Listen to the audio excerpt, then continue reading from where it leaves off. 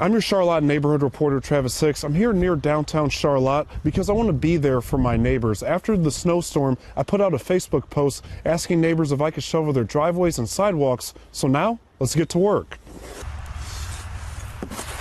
My first stop was at a woman's home just outside of downtown. She told me she was too sick to shovel her sidewalk, so I helped her out.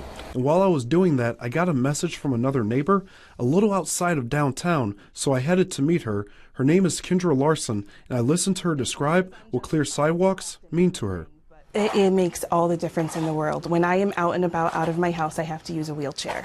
And if I don't have clear sidewalks or a clear path, I'm very limited in where I can go. She told me that in a sometimes divided world, she likes to see neighbors help each other out and come together.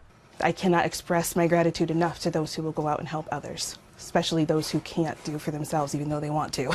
We know the COVID-19 pandemic affected all of us, including Larson, who unfortunately lost her mobility back in August of 2022. And long COVID absolutely destroyed me. And I used to be a school bus driver. Up till about 2 years ago, I was completely able-bodied. And I would be shoveling my driveway, I'd be shoveling my neighbor's driveway. It wasn't actually Kendra who we came here to help. She wanted us to help her neighbors, who she used to help all the time, but now she can't. So I got to work next door. Larson says her and her family used to help these neighbors, but her older children have moved out and she can't do it anymore. And her husband had to get ready for work, so I filled in on the snow day. The neighbor who lives here told me she'll be heading out to volunteer at the hospital on Friday, and now she'll have a little bit easier time getting there. While I was in Charlotte, I ran into a neighbor who was also willing to help if needed.